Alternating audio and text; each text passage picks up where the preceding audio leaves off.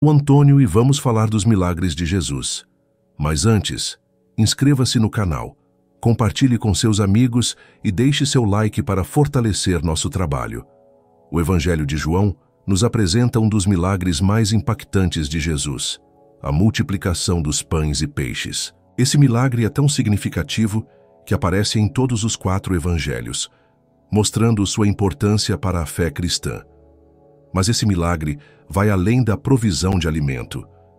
Ele nos revela verdades profundas sobre o caráter de Jesus, sobre a nossa fé e sobre como Deus pode usar o que temos, mesmo que pareça pouco, para realizar o impossível. Jesus conhece as nossas necessidades antes mesmo de pedirmos. Verso 5.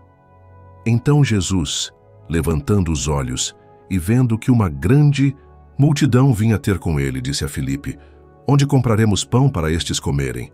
Jesus vê a multidão chegando. Ele sabe que estão com fome. Antes que qualquer um reclame ou peça algo, Jesus já está pensando na solução. Isso nos mostra que Deus está sempre um passo à frente. Ele sabe o que você precisa hoje. Antes da sua oração, Ele já tem a provisão. Você pode estar enfrentando um deserto, uma dificuldade financeira, uma crise emocional. Saiba que Jesus já viu a tua multidão. Ele já conhece tua fome e Ele tem o pão. Jesus nos testa para nos ensinar a confiar. Verso 6. Mas dizia isto para o experimentar, porque ele bem sabia o que havia de fazer. Jesus pergunta a Filipe: onde comprar pão? Mas não porque ele não soubesse o que fazer. Ele queria ensinar algo a Filipe e a todos nós. Jesus sabia que o milagre estava prestes a acontecer, mas ele queria mostrar que mesmo quando tudo parece impossível aos olhos humanos, Deus tem um plano superior. Às vezes Deus permite situações difíceis, não para nos destruir, mas para nos treinar, fortalecer a fé e mostrar que o milagre não depende dos nossos recursos, mas da nossa entrega. A lógica humana nunca será suficiente diante da fé. Verso 7. Filipe respondeu-lhe: 200 dinheiros de pão não lhes bastarão, para que cada um deles tome um pouco. Filipe faz as contas. Ele usa a lógica, a matemática, a razão. Mas o milagre não depende da nossa capacidade de cálculo, e sim da nossa capacidade de crer. Muitas vezes, como Filipe, nós olhamos para a falta de dinheiro, de tempo, de estrutura, de forças, e dizemos: é impossível. Mas Jesus está dizendo: dê o que você tem, e o resto eu faço. Deus usa o que temos, por menor que seja. Verso 9. Está aqui um rapaz que tem 5 pães de cevada e 2 peixinhos, mas que é isto para tantos? Um menino, um lanche, pouquíssimo alimento diante de uma multidão. Mas esse pequeno gesto de entrega foi suficiente para um milagre gigantesco. Deus não quer saber o quanto você tem, mas sim o quanto do que você tem está disposto a entregar. O menino entregou tudo. E Jesus fez tudo o que precisava ser feito. O que você tem? Talento, tempo, palavras, dons, um coração quebrantado. Entregue nas mãos de Jesus. O pouco com Deus se torna muito. A gratidão antecede a multiplicação. Verso 11. E Jesus tomou os pães, e havendo dado graças, repartiu-os. Antes do milagre, Jesus agradeceu. Agradeceu pelo pouco. Agradeceu pelos 5 pães e 2 peixes. Muitas vezes queremos ver o milagre para só então agradecer. Mas Jesus nos ensina o contrário. Agradeça antes, e o milagre virá depois. Comece hoje a agradecer pelo que você já tem, mesmo que pareça pouco. Gratidão é uma semente que prepara o terreno para a multiplicação. Deus satisfaz completamente. Verso 12. E quando estavam saciados, não foi uma amostra grátis, não foi só para enganar a fome. Todos comeram à vontade, todos foram saciados. Esse é o estilo de Jesus. Ele não faz pela metade. Quando ele entra, ele transforma. Completa, sacia, preenche. O mundo oferece migalhas. Jesus oferece plenitude. Ele é o pão da vida. Nele há fartura, paz, alegria e vida abundante. Nada é desperdiçado nas mãos de Deus. Verso 12b. Recolhei os pedaços que sobejaram, para que nada se perca. Após o milagre, Ainda sobrou comida, 12 cestos cheios, e Jesus disse: recolham, para que nada se perca. Deus é um Deus de provisão, mas também de propósito. Ele valoriza cada detalhe. Nada se perde nas mãos dele, nem as sobras, nem as lágrimas, nem as experiências da sua vida. O verdadeiro propósito não é alimentar o corpo, mas revelar quem ele é. Verso 14. Vendo, pois, aqueles homens o milagre, diziam: este é verdadeiramente o profeta que devia vir ao mundo. O milagre não era apenas sobre pão, era uma revelação do Messias. Jesus estava mostrando que ele é o enviado de Deus, e mais tarde, neste mesmo capítulo, ele afirma: eu sou o pão da vida. Aquele que vem a mim não terá fome. João 6,35. Jesus rejeita ser rei dos nossos interesses carnais. Verso 15. Sabendo, pois, Jesus que haviam de vir arrebatá-lo para o fazerem rei, tornou a retirar-se. A multidão queria fazer. Jesus rei à força, mas pelos motivos errados. Eles queriam um líder que resolvesse problemas materiais, não um salvador para a alma. Jesus se retira.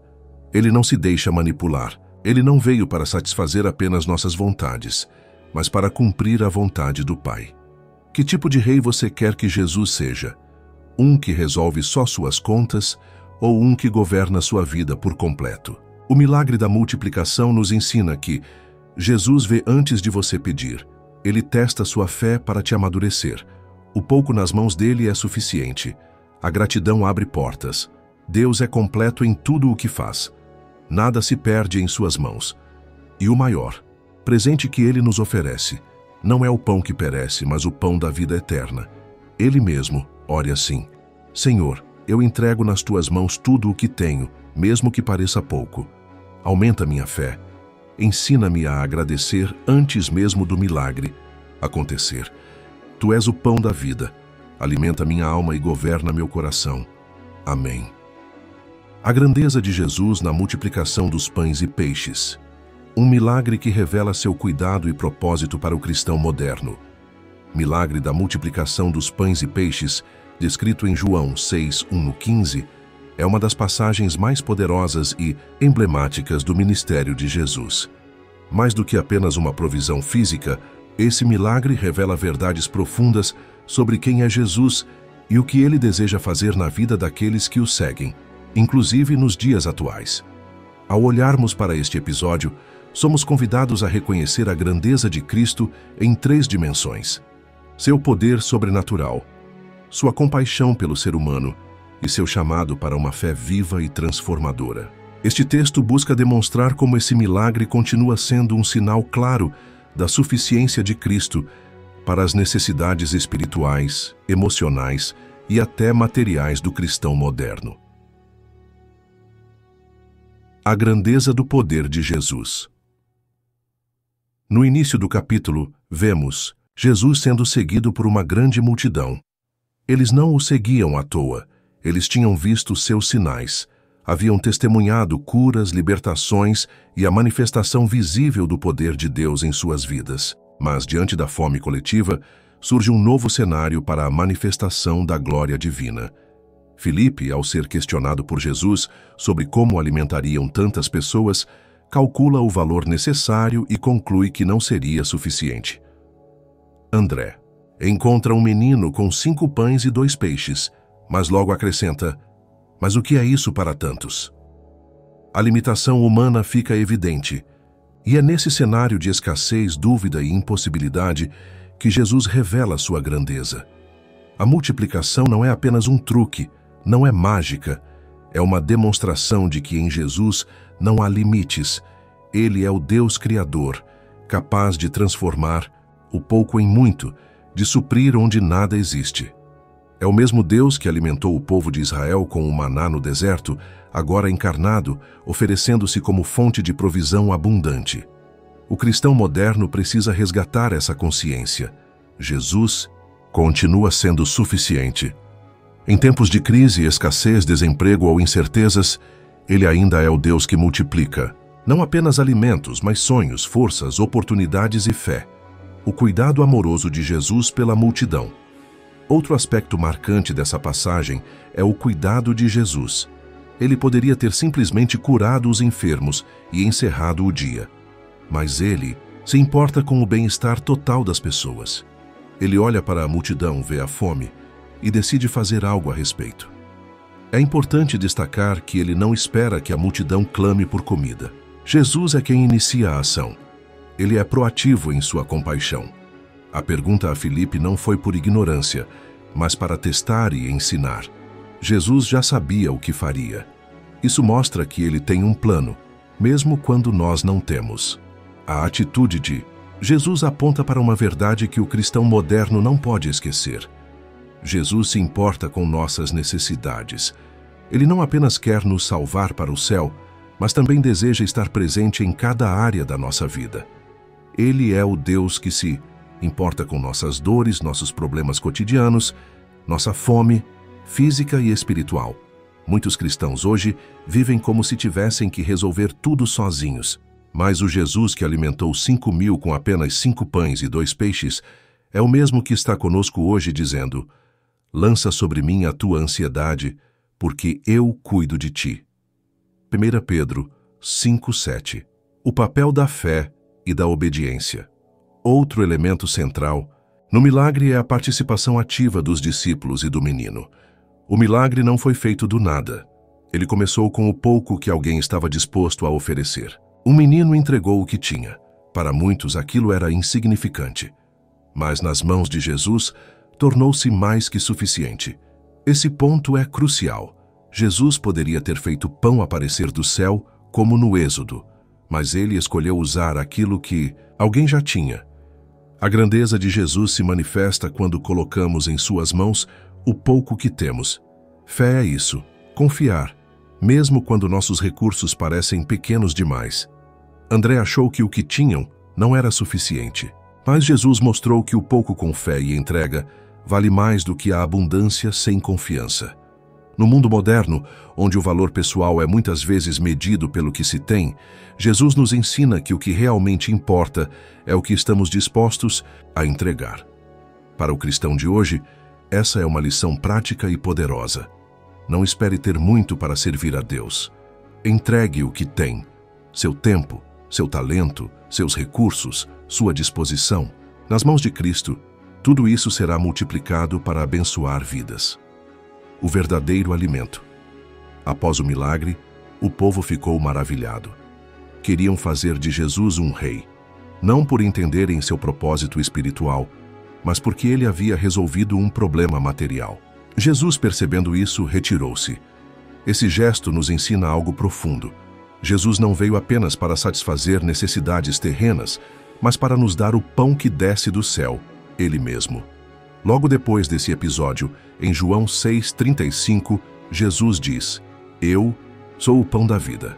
Aquele que vem a mim não terá fome, e quem crê em mim nunca terá sede. A multiplicação foi um sinal. Apontava para algo maior. Jesus é o alimento que sacia a alma. Ele é o pão que não perece, que dá vida eterna. No mundo moderno, as pessoas correm atrás de bens, status, conforto, prazeres, mas continuam com fome na alma. Só Cristo pode preencher esse vazio. O milagre dos pães e peixes não é apenas uma história do passado. É um lembrete eterno de que Cristo é o suficiente. Ele supre nossa alma, dá sentido à nossa existência e nos convida a uma vida de entrega, fé e missão, um chamado à gratidão e missão. Jesus deu graças antes de repartir os pães. Em um gesto simples, nos ensinou a importância da gratidão. Mesmo tendo pouco, ele agradeceu, e isso foi multiplicado. O cristão moderno muitas vezes perde esse senso de gratidão, vivendo em murmuração. Além disso, Jesus não distribuiu os pães sozinho. Ele envolveu os discípulos no processo. Eles participaram do milagre. Assim também somos nós chamados a participar da missão de levar alimento físico e espiritual ao mundo. O milagre da multiplicação dos pães e peixes revela muito, mais do que o poder de Jesus. Ele nos mostra seu coração compassivo, seu desejo de nos ensinar a confiar, sua vontade de envolver-nos na missão e, acima de tudo, sua identidade como o verdadeiro pão da vida. Para o cristão moderno, essa história é um convite à fé, à entrega e à confiança. Jesus continua operando milagres. Ele continua multiplicando o pouco que entregamos a Ele. E continua nos chamando para sermos participantes da grande obra do reino. Se você tem apenas 5 pães e 2 peixinhos, coloque-os nas mãos do Mestre. Ele é grande. Ele é suficiente. Ele é Jesus. A caminhada da esperança. A história de Davi na multidão do milagre. O sol ainda nem havia rompido completamente o céu quando Davi deixou a cidade de Cesareia com sua pequena comitiva. Ele olhou para o céu avermelhado e, com a mão ferida, coberta por um pano velho e sujo, segurou firme a alça da pequena sacola de couro pendurada no ombro. Já não sabia dizer quantos anos haviam se passado desde que aquela ferida aparecera em seu braço esquerdo. Um corte simples, feito por um galho de oliveira seca durante a colheita, mas que nunca cicatrizava. A pele ao redor estava escura, às vezes sangrava, outras coçava tanto que ele pensava que enlouqueceria. Já procurara curandeiros, ungüentos e preces. Nada mudava. Mas agora havia esperança. Tinham ouvido falar de um homem de Nazaré, um homem que curava cegos, fazia paralíticos andarem, expulsava espíritos imundos e até ressuscitava os mortos. O nome dele era Jesus. Era diferente. Não cobrava pelas curas. Andava entre os pobres, falava com mulheres, acolhia crianças. Tinha olhos de fogo e mãos de paz, diziam. Davi não ia sozinho. Levava consigo outros 5 corações feridos e esperançosos. Seu amigo Baruque, homem calejado pela vida e pela perda da esposa. Elias, um pescador que deixara o barco para seguir milagres. Ana e Raquel, mulheres viúvas de soldados romanos que se converteram ao Deus de Israel. E, por fim, o pequeno Ezra, filho de Raquel. Ezra tinha apenas 6 anos, mas já carregava em si uma dor que homem algum suportaria. Quando tinha 3, um acidente brutal marcou sua vida. Seu pai, ao cortar lenha para a fogueira, não viu o menino brincar atrás de si. Um golpe seco e horrível partiu-lhe o pé ao meio. Desde então, Ezra não andava mais. Chorava por querer correr, mas tudo o que podia fazer era ser carregado nas costas da mãe ou, por vezes, nos braços de Davi e Baruque. A comitiva seguiu por dias, sobrevivendo com um pouco de água armazenada num único cantil que compartilhavam entre si. A comida. Já não havia mais há 2 dias. A fome apertava o estômago, mas a fé sustentava os pés. Quando finalmente chegaram ao monte, viram a multidão. Milhares de pessoas. Gente de todas as partes. Doentes, mancos, cegos, mães com bebês nos braços, homens com olhos em prantos, todos em busca do mesmo: Jesus. Davi apertou o pano no braço. A dor era constante, mas a esperança crescia. Olhava ao redor procurando o tal homem. Será que ele está aqui mesmo? Perguntou Elias. Ana respondeu: dizem que ele já começou a curar antes mesmo de falar. Ezra choramingava de fome. Raquel tentava confortá-lo, mas não havia nada a dar-lhe. Os olhos da criança estavam fundos, secos. Ainda assim, quando alguém disse: ele está ali, todos ergueram o olhar. E lá vinha Jesus, vestido de modo simples, o rosto iluminado por uma luz que não vinha do céu, mas do próprio coração. Seus olhos varriam a multidão como se vissem cada alma, cada dor, cada súplica escondida. Quando ele passava, era como se o ar mudasse. O silêncio caía, mas o coração disparava. Jesus subiu o monte e ali se sentou. Davi observava, o peito acelerado. Ele viu um dos discípulos se aproximar e falar algo ao mestre. Depois outro. Pareciam preocupados. Jesus olhou para a multidão. Milhares de pessoas famintas. Sabia disso. Davi pôde ver quando Jesus observou os rostos abatidos. Foi quando alguém disse que havia ali um menino com 5 pães e 2 peixinhos. Davi pensou: isso não daria nem para nós. Mas Jesus tomou os pães e os peixes, agradeceu e mandou que todos se assentassem. Mas como?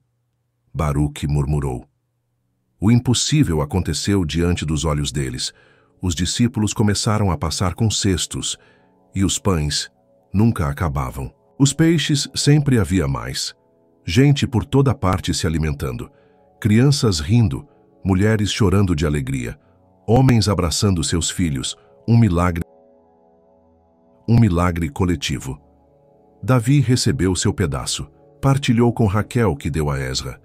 Era pouco, mas parecia se multiplicar na boca. Mais do que pão era vida, mais do que peixe era provisão divina. Depois da comida, as curas começaram. Um cego caiu de joelhos e saiu enxergando. Uma mulher tocou o manto dele e foi liberta de uma dor que a atormentava há anos. Cada toque de Jesus era uma libertação. Cada palavra, um bálsamo. Davi olhou seu braço. Estava cansado de pedir. Estava cansado da dor. Mas havia algo diferente agora. Ele se levantou, segurou Ezra nos braços e começou a avançar. Baruque e Elias abriram caminho. A multidão se agitava, mas eles seguiam. 1 passo. 2. A poucos metros de Jesus, Davi caiu de joelhos, colocando Ezra no chão. Senhor, disse com a voz trêmula, meu braço e este menino... Jesus olhou para os dois. Seus olhos não julgavam, não questionavam, apenas amavam. Ele se ajoelhou, tocou o braço de Davi e disse, você tem carregado isso por tempo, demais. No mesmo instante a dor cessou. O pano caiu. A pele estava limpa, como se jamais tivesse havido ferida alguma. Davi ficou em silêncio. Só lágrimas escorriam. Jesus então olhou para Ezra. O menino o encarava com os olhos marejados e famintos de liberdade. Jesus estendeu a mão, tocou-lhe o pé deformado e partiu em direção à mãe. Ezra ficou em silêncio por um momento. Depois, moveu os dedos, chorou, sentou-se e ficou em pé. Raquel caiu de joelhos. Baruque gritou. Elias ergueu as mãos. Davi simplesmente segurou o menino e o abraçou como se o mundo todo estivesse naquele instante.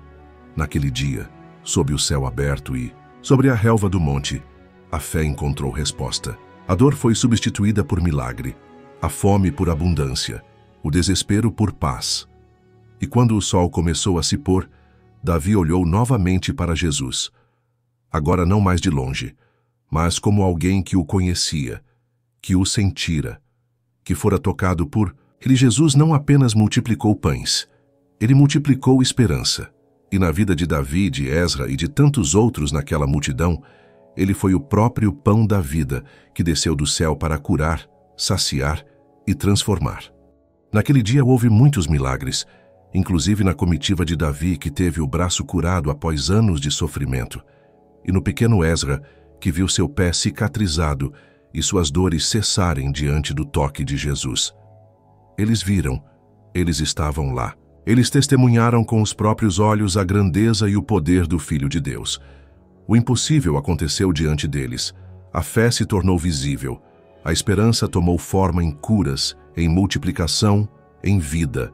Mas hoje as pessoas já não enxergam mais a grandeza de Jesus. Vivemos em um tempo onde os olhos estão voltados para tantas outras coisas. Sucesso, dinheiro, status, prazeres passageiros, e o nome de Jesus, que um dia fez multidões caírem de joelhos em reverência, hoje é muitas vezes ignorado, rejeitado ou tratado com indiferença. Por quê? Porque nos acostumamos com o que é visível, com o que é imediato, com o que é terreno. Esquecemos que há um Deus que ainda faz milagres. Esquecemos que Jesus ainda cura, transforma, salva e liberta. Só que agora, os olhos da fé precisam ser abertos, porque Ele ainda está entre nós mesmo quando o mundo tenta abafá-lo. Mas, e você? Você estaria disposto a acreditar em Jesus? Talvez você esteja como Davi, carregando uma ferida que parece não ter fim, uma dor na alma, um passado que não cicatriza, um fardo que ninguém vê, mas que te consome por dentro. Ou talvez você esteja como Ezra, imobilizado por algo que te aconteceu, um acidente emocional, espiritual ou físico que roubou a sua liberdade de caminhar, de sonhar, de viver. A verdade é que Jesus continua passando no meio da multidão. Ele continua estendendo as mãos. Ele continua curando, restaurando, alimentando os famintos de alma. Mas será que você está disposto a reconhecê-lo? A correr em sua direção? A entregar a Ele sua dor, sua vida, seu coração, a salvação é um presente. E como todo presente, precisa ser recebido. O maior milagre que Jesus quer fazer hoje talvez não seja o físico, embora ele possa fazê-lo, mas o milagre de transformar sua alma, dar um novo começo, restaurar o que está quebrado, te encher de vida onde hoje há vazio. Muitos na época de Jesus viram milagres, mas não se entregaram. Outros nem o viram com os olhos, mas creram com o coração e foram salvos. É sobre fé. É sobre reconhecer que sem Ele nada somos. É sobre entender que há um céu, há uma eternidade e há um tempo para tudo, inclusive um tempo para decidir. E o tempo é agora, enquanto há tempo. Não deixe para amanhã o que o seu coração sente hoje. Não adie mais o encontro que pode mudar tudo. Jesus está te chamando. Ele conhece sua história, suas dores, seus medos. Ele sabe das suas quedas, dos seus erros, da sua solidão. E ainda assim, Ele te ama.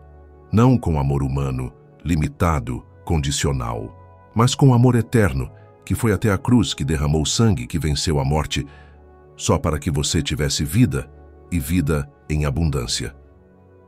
Você estaria disposto a acreditar em Jesus, a entregar sua vida a Ele, a dizer hoje: Senhor, eu preciso de Ti? Não endureça o coração.